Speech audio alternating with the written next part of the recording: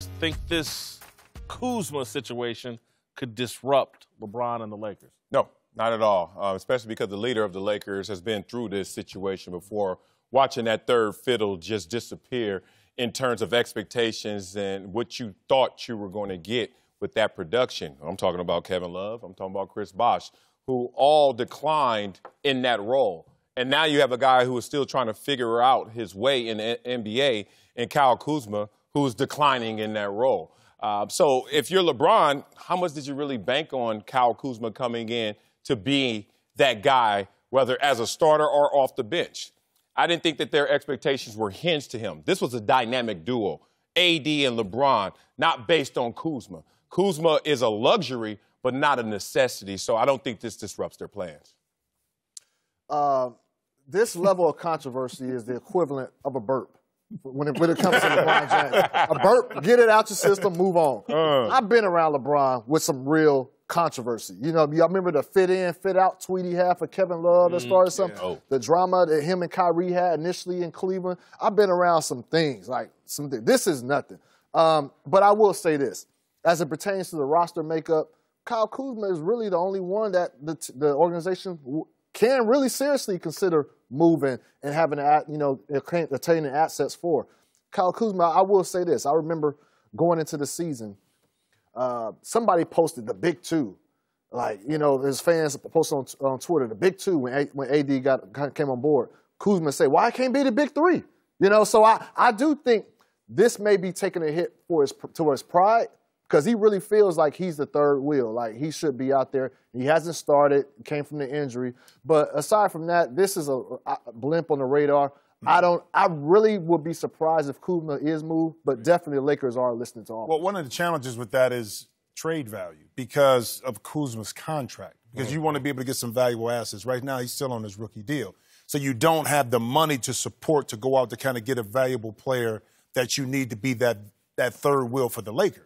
So that's the challenge within itself. They got first-round picks, but you can't trade them to 2023 because of the Anthony Davis trade. Bingo. So you kind of locked in with salary cap restriction, trade restrictions, and your most valuable asset being a rookie. Now, I mean, on his rookie deal. I will say this about Kyle Kuzma, though. It's harder when you're a young guy to kind of accept that role, especially being in L.A. I liken Sean Marion. Okay, he was the third guy with Steve Nash and Amari Stoudemire, but he was a perennial double-double guy, got paid the max deal, was a perennial all-star. That role fit him well. Sometimes when you're young, you want to establish yourself early. And here in L.A. right now, if Kuzma is patient, listen, LeBron's not going to be there forever. You got a few more years to really garner who you are, to carve out your niche, to figure out this NBA life. And then when LeBron moves on, you got equity already built into this franchise, and now it's you and AD. Okay, so you can't get too far ahead of yourself if you're Kyle Kuzma. I know patience is a virtue as a young player, but bide your time, learn how to win, and then take control of it when you have an opportunity. Yeah, I asked the question, and I'm going to have to say I don't think it can be a disruption either, just because, let's say, because last year they went through the young players felt, LeBron wants to trade us all, and that created some disruption. But this team is championship-focused in a real way.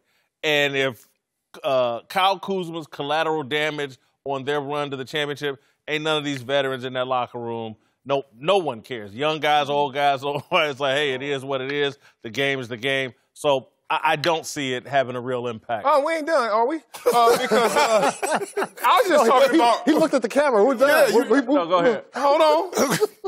Kyle Kuzma ain't gonna last here. But I'll tell you what. How long? How long do you think? Look, he's the only valuable trade chip that they have. One. Yeah. What's working in his favor is Rob Pelinka. One of the few early successes he had was actually drafting Kyle Kuzma. So he's hitching his ride to that wagon. Okay. Problem is, Kyle Kuzma is not playing well.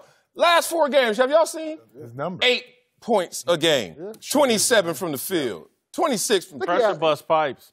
That's my point. So this is not about youth, because Kevin Love, Chris Bosh all had their struggles in that same role. He's going to be worse in that role, which right now he's living up to that evidence. This is a bad situation, especially Laker fans are saying, dude, you got hurt not even playing for us. This is a Team USA injury that you showed up at camp hurt, missed chemistry time, therefore you couldn't start, came off the bench. We thought you were going to be young James Harden in OKC. You turned out you ain't doing none of that. So now the narrative is shifted where why this won't interrupt their plans.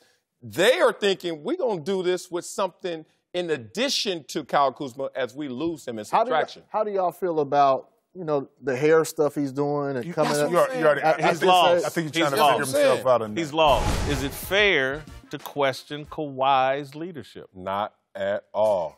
Oh, it's Of not. course not. Oh, okay. Kawhi. Fair to question. I heard you again. You said it again. Fair to question. I'm going to change my answer, so you ain't going to change your question? Kawhi. I'm talking to 4 men up here who, at one time in their life, were single, right? I'm still in. Okay. Forever. Hey, you're talking to 3 men. Yeah, exactly. So I'm looking at the moments where I was single, and I'm sitting there, and I was mesmerized. I was infatuated. I looked into her eyes, and I was like, I don't care what comes out of her mouth. It's all good. We gonna kick it, me and you, right? And she, through that mesmerization, she also told me she doesn't like to come home that much, or she likes to party a lot and hang with her girls and have freedoms. But I wasn't listening because, you know what? I know what I want. I see those rings, 2 rings, Kawhi. I see it, baby. You got the championship smell and you got the championship touch. We date. We go out. We hang. I'm sitting there one night on Wednesday. She ain't came home. She told me already she wasn't going to come home. That's how the game went. But I got caught up in the sauce. And that's what Kawhi Leonard is looking at these dudes right now, Montrez and them, like, dude, I told y'all, I don't do back-to-backs. So on that Wednesday night, when y'all starting to lose on that back-to-back, when y'all all of a sudden starting to realize, damn, are we going to get booed at home? You were with someone who told you exactly how they get it done. Doesn't mean you like it. You shouldn't have signed up for it. You wanted this. This is what you're getting. They didn't sign up for it. Yes, they did. Not Montrezl Harrell. You don't think so? No. His eyes are on the prize. Guess what the prize is? June. You need to stop tripping right now because I already told you how this game going to go. No, see, difference being, and I go back to Jackson's point, you chose to be with her when she told you that. Those players in that locker room didn't have a choice on what's going on with Kawhi. They didn't want Kawhi? No, I don't know. But they probably didn't have the choice to say, okay, we want Kawhi. Y'all really going to get up here and say, Hold up. But listen, this is what I'm saying. Whether you want them or not, here's the thing about continuity in the NBA and in these team sports. It sounds good at the beginning. Oh, you take off. Boom. But then once you get in that locker room environment and things are not going, continuity is so key to winning. You know that. So the up and down fluctuation, you'll never get a consistency with this group. Okay, yeah. In the summertime, it sounds great. Oh, we got Kawhi. He going to sit out his game. We going to be good. All that sounds well until you get into battle, until you get into the games. And right now, we're witnessing the struggles, not just from an offensive end. More importantly, we touted this team as probably being one of the best defensive teams in the league, and they're middle of the pack right now. You know why? They don't have the consistency. So the leadership perspective. One guy's not all in. Right. The main guy. Right. So here's the thing. I'm not going to question his leadership from this. Because Kawhi has never been a leader from that perspective. Yes. Boom. Okay? He's never. So I'm not going to question that. Even in San Antonio, he wasn't a leader. In Toronto, he wasn't the leader. Was he the best player on the championship team? But that doesn't mean That's my leader. But that wasn't the leader. Kyle Lowry was more the leader in Toronto. Oh, you mean the talker? He was the leader. Okay. He was the leader. I'm not talking about leading scorer. Mike was the leader because he gave it all 82 games a year. Woo, we doing this. Well, I'm just telling you. What you have is a different contrast in styles and personality. Look, Montrezl Harrell, Patrick Beverley, those guys don't know anything but to play, be there every day, fight and struggle it through. Kawhi Leonard, what you have with him is a blueprint. There's a blueprint that was established in Toronto. It worked. That's what the organization is going to stick with. But that doesn't mean, I'm not going to, jump off a cliff here. They're struggling. They're going through some things. That doesn't mean this struggle is going to implode and make everything worse. But what it's saying is, throughout the course of the season, when losses occur, some players may look at Kawhi and be like, hey, man, he ain't playing, he ain't doing this, he ain't saying it, and they'll have it. I think that's what we're just going through. I'm going to tell you what they're also saying, too, and just keeping it real, because these guys keep it real. Hey, man, it's great that it worked in Toronto. Thank God the entire Golden State roster got injured. If it hadn't, people wouldn't be so assured that it worked. Kawhi Leonard is an awesome basketball player. I'm not sure if he's an awesome leader. I'm not sure if he's a tone setter for a team, particularly during the regular season. Will he be there in the postseason? Yes. But these guys are Montrez, Patrick Beverly. These guys are hyper competitive and really thought they were coming into a year like, oh, man, we're going to be a borderline all-time great team, and that's not happening.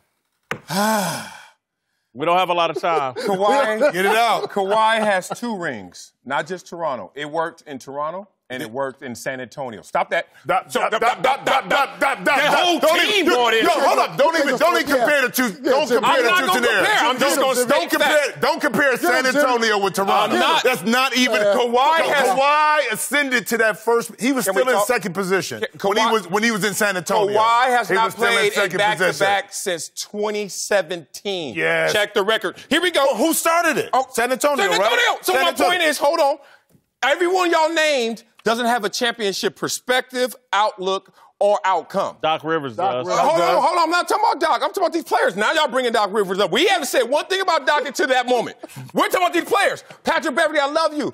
Montrez, I love you. Y'all trying to run a sprint in a marathon. This dude is running a marathon. They're trying to compete. That's what athletes do. They trying to win LA, which I love, and they trying to win every game, which doesn't matter. We don't have enough. We have won a lot of games and no championship. Let Kawhi lead us to a championship.